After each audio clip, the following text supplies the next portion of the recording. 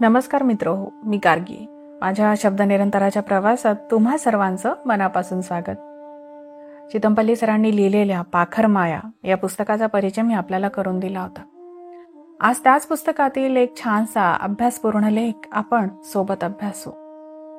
कुसुम गुंजा sir लिहितात, उस्मानाबाद जिल्ह्यातील उमरगा तहसीलीमध्ये नळदुर्गाजवळ दस्तापूर गाव आहे. तिथं माझी थोरली बहीण राहते. माझ्या बालपणी सोलापूरहून दस्तापूरला बैलगाडीतून जावं लागे. रात्री नळदुर्गात मुक्काम होत असे. पहाटे बैलगाडी जुंपली की ती नळदुर्गाच्या नागमोडी रस्त्याने चढण चढू लागे. अशा वेळी मला गाडीमध्ये बसायचा कंटाळा येई. मी पायीच कधी गाडी मागून तर कधी गाडी पुढे चालायचा. निळ्या आभाळातल्या रतन गुंजान एवढ्या दिसणाऱ्या लुकलुकत्या तारकांकडे पाहत मी वाटचाल करायचा. नळदुर्गाचा चढ एकदा संपला की जळकोट नावाचं शिवार दिसू लागायचं. इथून दस्तापूरपर्यंत नुसती माळरानं आहेत. क्षितिजापर्यंत इतकं ऐसपैस पसरलेलं माळरान माझ्या बघण्यात नाही.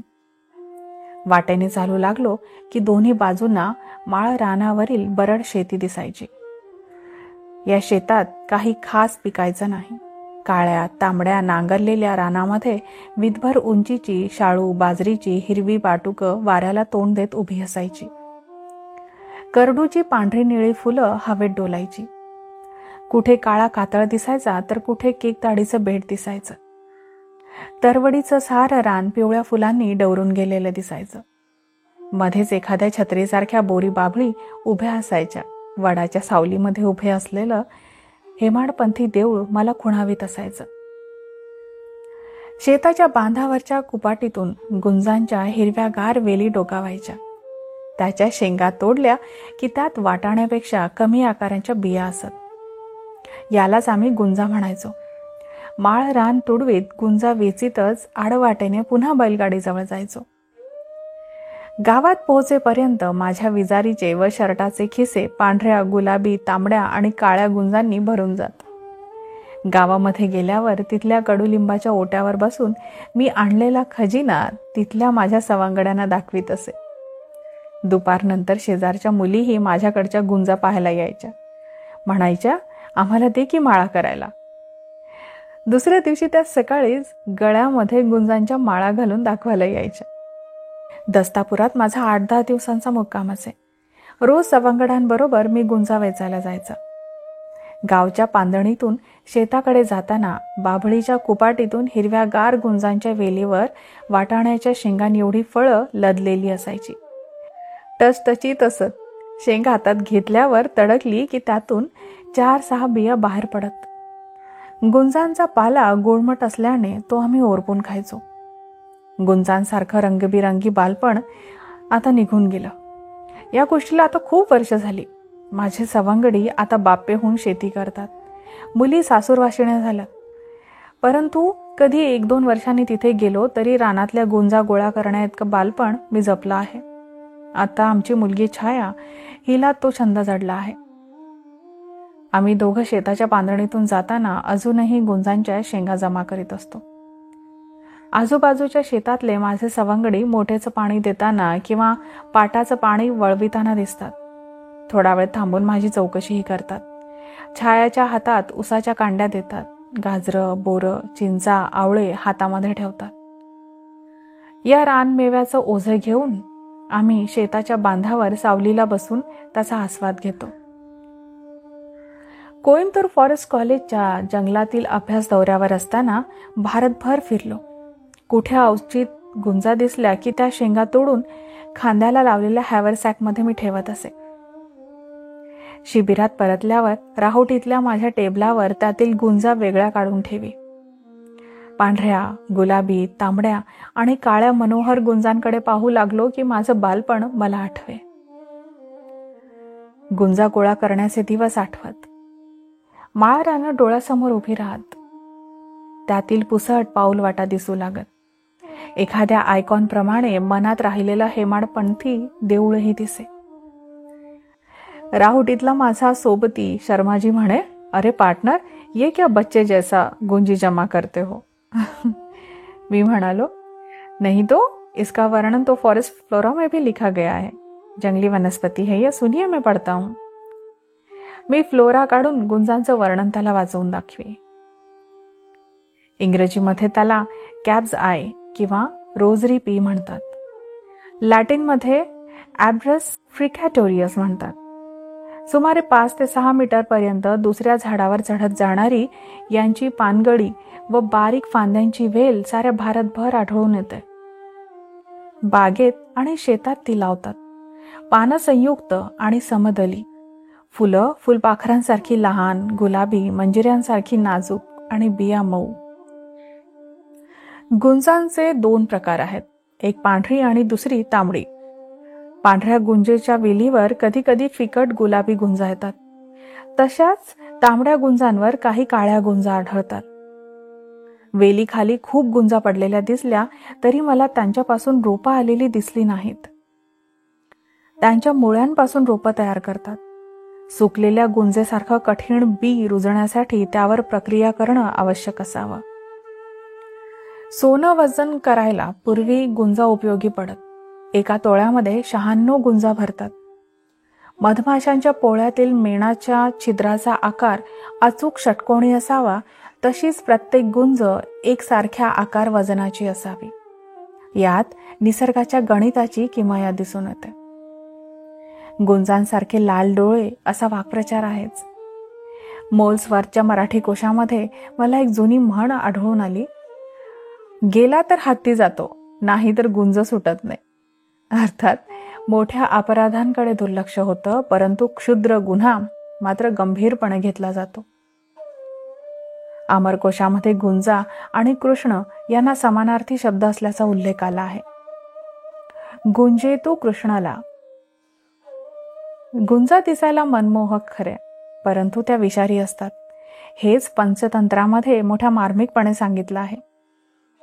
आंतरविषमया हेत्या बहिश्चैव मनोरमाः गुंजा फल समाकारा योषितः केन निर्मिताः. पंचतंत्रात आणखीन एक उल्लेख गमतीचा आहे. जंगलातील वानरांचा कळप अग्नीसारख्या गुंजा गोळा करून त्याभोवती थंडीच्या दिवसात शेकत बसल्याचं वर्णन केलं आहे.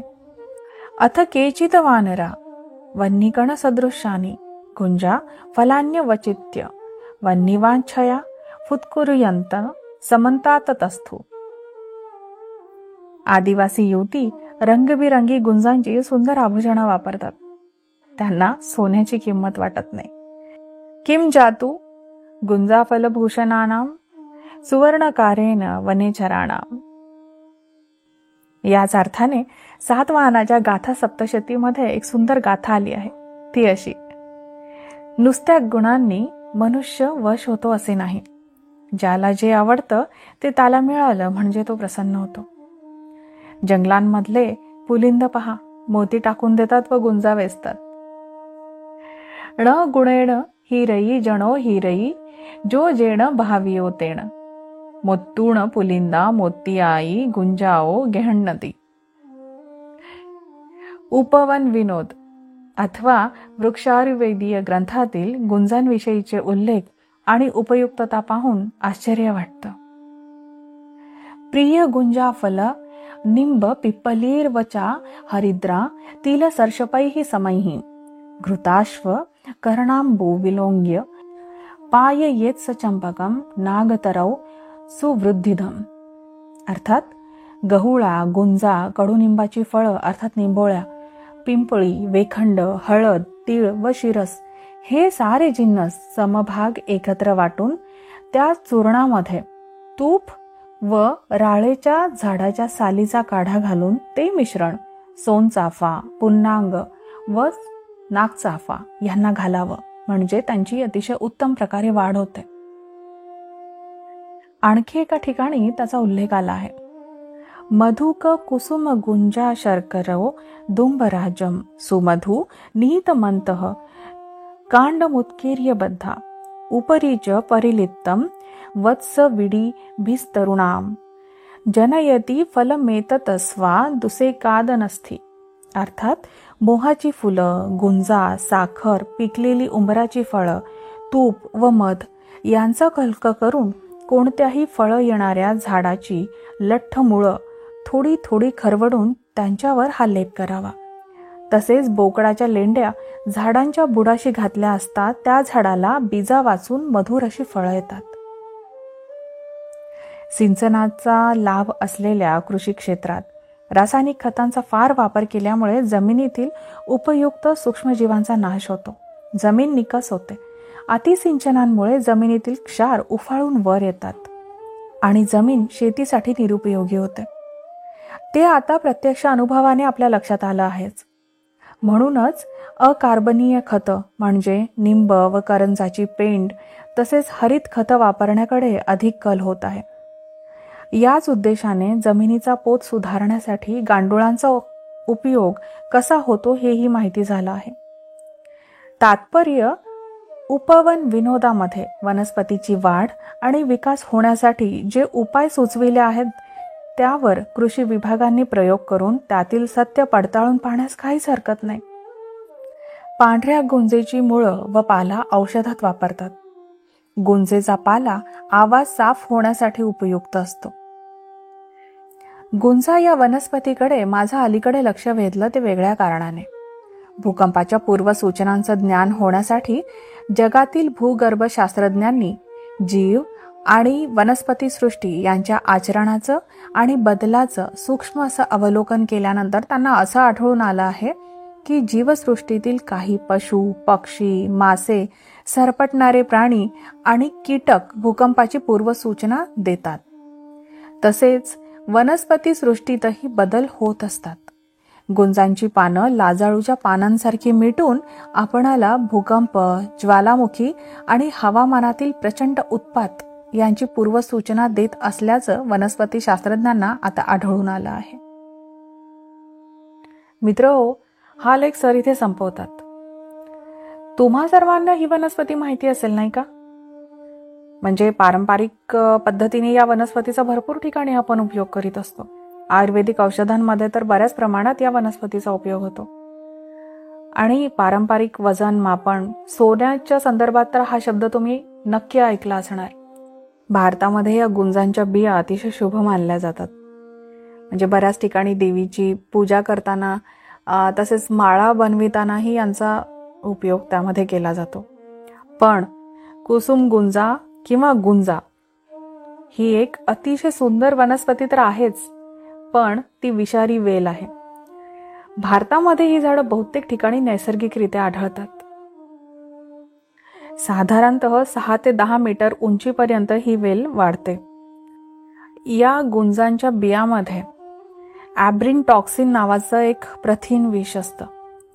हे अतिशय शक्तिशाली विष असतं. अर्थात अगदी काही मिलीग्राम प्रमाणामध्ये देखील अतिशय गंभीर परिणाम या विषामुळे होऊ शकतात.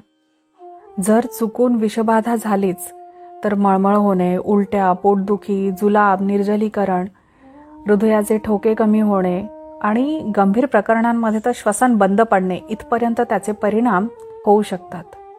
त्यामुळे या बिया जर औषध म्हणून वापरावयाच्या असतील तर पारंपरिक पद्धतीने शोधन प्रक्रिया त्यांच्यावरती करावी लागते. त्यामुळे ही वनस्पती स्वतःहून वापरणे, तिचे घरी शोधन करणे हे अतिशय धोकादायक. सक्षम तज्ज्ञांच्या सल्ल्यानंतरच औषधी स्वरूपामध्ये या वनस्पतीचा वापर केला जावा. या ज्या गुंजांच्या बिया आहेत ना, त्या आकाराने आणि वजनाने इतक्या एकसमान असतात की प्राचीन काळामध्ये त्या कॅलिब्रेशन स्टँडर्ड म्हणून वापरल्या जायच्या. तर कुसुम गुंजा ही वनस्पती केवळ सुंदरच नाही तर तिच्या मागे आयुर्वेद, इतिहास, संस्कृती आणि विज्ञान यांचे एक समृद्ध जाळे आहे. तर सोनं मोजण्यासाठी वापरल्या जाणाऱ्या या वनस्पतीच्या माहितीवर आधारित असणारा हा लेख तुम्हाला कसा वाटला हे मला नक्की कळवा. हा सुंदरसा अभ्यासपूर्ण लेख ज्या पुस्तकामध्ये आहे त्या पुस्तकाचं नाव पाखरमाया. तर हे पुस्तक शब्दनिरंतरच्या ऑनलाईन बुक स्टोअरमध्ये उपलब्ध आहे. मी डिस्क्रिप्शन बॉक्समध्ये बुक स्टोअरची लिंक देत आहे. तर बुक स्टोअरला नक्की भेट द्या आणि हवी ती पुस्तकं मागवून घ्या. चला तर आता मी थांबते. आपण लवकर भेटू एखाद्या छानशा पुस्तकाच्या परिचयासह किंवा एखाद्या छानशा अभ्यासपूर्ण लेखासह. तोपर्यंत आजच्या या लेखावर चिंतन करा आणि भरपूर वाचन करा. धन्यवाद.